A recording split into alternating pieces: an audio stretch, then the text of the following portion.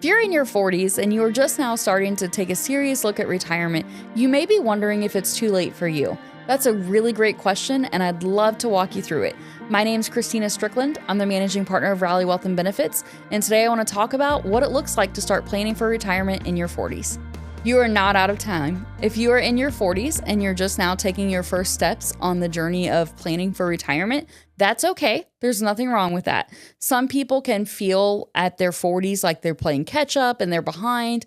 And the biggest thing I want to assure you is that you have missed some time with compound growth, but it's not too little too late. There's a way we can work through this, right? And so I say that because I regularly meet people in their 40s who say, well, I didn't start my 401k or my IRA in my 20s, so it's too late now. I just shouldn't do that. That could not be farther from the truth. If you are in your 40s, you probably still have 20 years of investing that you can use to help set yourself up for retirement. So here's what I would say. If that's you and you're in your 40s and you're kind of just now starting to be serious about it, right? Maybe you have been saving a small amount along the years, or maybe you haven't done anything at all. The first place you need to start as an individual with, 20-ish years still of working is you need a plan for not only retirement, but all the financial aspects of life, right? So things like, what debt do I still have? It is very, very, very common for individuals in their 40s to still have student loan debt. It's also very common for individuals in their 40s to still have debt from when they were 18 and they got their first credit card and maybe made some silly decisions, right? So consumer debt, student loan debt, car loans, mortgages, those debt items, we need to have a plan for what are those, and do we need to pay any of them off sooner rather than later based on their interest rates and their monthly payments. You also need to have a plan for what's your emergency fund, because here's what I also see. Many, many, many people, especially if they started later, will stack or front load as much as possible into their 401ks because they're trying to play catch up. But then an emergency happens and they just need to use those dollars from their 401k. Well, that wasn't really very helpful, right? Because you're probably looking at taxes and a penalty if you're not old enough. So having a plan for, do I have a good emergency fund? What are my debt lines that I'm carrying, and what are those interest rates? Because again, maybe some of those are actually a 13% credit card. We should probably pay that off before we start going crazy on retirement planning. So things like that we need to take into consideration. The other thing that we need to think about is the rate at which you are saving. So I would say this: if you work somewhere that has a match, right? So maybe a company you work for matches, I don't know, dollar for dollar up to 5%, or 50 cents on the dollar up to 10%, or, what a insert match formula here, right? I would do enough to get the match. And then let's talk through again, what are the debt items? What's the emergency fund look like? Do enough to get the match so that you're not laying money from your employer on the table, right? Participate in that. But then have the rest of your financial house in order first before you go further in retirement planning. Then there's a lot of affinity for risk when you're starting from behind. And what I mean by that is I often meet individuals who will say, I haven't saved enough, and so I need to be aggressive now. And the concern with that is, sure, historically speaking, you're normally rewarded for aggressive risk, right? But here's the thing, that's not always true, right? Yes, there's a higher potential for earning, but it still has to be high quality, and it still has to be diversified well. And there's still going to be ebbs and flows in the market. It's still going to feel like a roller coaster.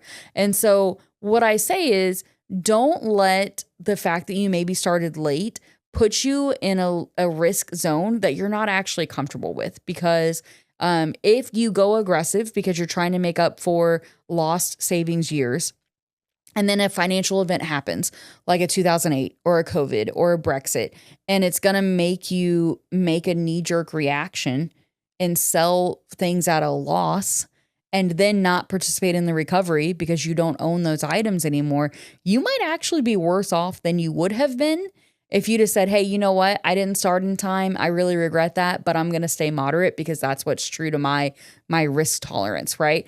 So those are things to think about. The other thing is, there are so many ways to fund retirement that outside of just your 401k, right? So for example, does your company have an HSA? You can save tax dollars in an HSA that you can save tax-free. They can grow tax-free, and you can pull it out tax-free for medical expenses or waiting until the right age. That's a really attractive strategy. And a lot of companies, not all of them, but a lot of companies actually will make HSA contributions on your behalf. So for example, a company that one of our clients works with, they have an HSA every year. The minimum changes, right, for how much you can contribute, but their employer puts $1,000 in every year. And so even that is something that could help towards retirement. And in that example, that $1,000 didn't cost you anything. So those are strategies that I would take into account. The other thing is at certain ages, you're allowed to do catch-up contributions where, maybe you looked at your debt and you said, hey, look, I'm going to pay my student loan off. I'm going to make extra payments. So right now I'm just going to put enough in the 401k to get a match, but I'm going to make extra payments on my student loan for the next 5 years. Well, then in 5 years, when the student loan's done, maybe then we take all the dollars that would have been paying our student loan and all of those now go into our 401k, right? So strategies like that are very beneficial if you just have a long-term plan. I think one of the things that I see the most when I talk to individuals in their 40s, especially if they started too late, is that it just feels overwhelming, right? There's so many considerations and so many nooks and crannies in the planning world that they need to think about that it can feel like you have paralysis from analysis and you don't even know where to start. So what I would say is even if you're not in your 40s, if you're in your 50s, it's still not too late. We can figure it out. But I will say the two challenges are, one, have you identified fully what your goals are and fully what your financial situation today looks like?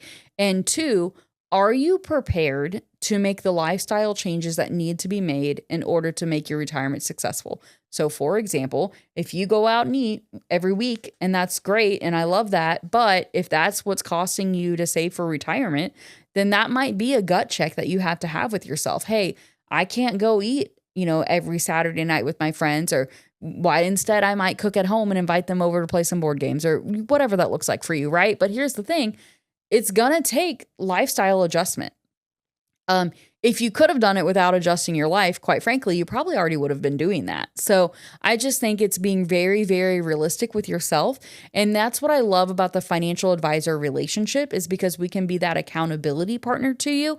Hey, here's what, as advisors, here's what we think you should do. But also, how can we help make that happen, right? Can we help look at parts of your life where maybe money is kind of floating away that you're not really aware of? Are you paying too much for car insurance? You have extra subscriptions that you don't really need, things like that we can help you kind of pick through. And then having that, hey, we know we're going to get together every quarter or every 6 months. So I know that I'm going to need to have some fruit of my labor to show my advisor, hey, I've been making good progress on this student loan, or I've cut out some credit card debt, or, I quit go out to eat. So now I've contributed more to my 401k at work.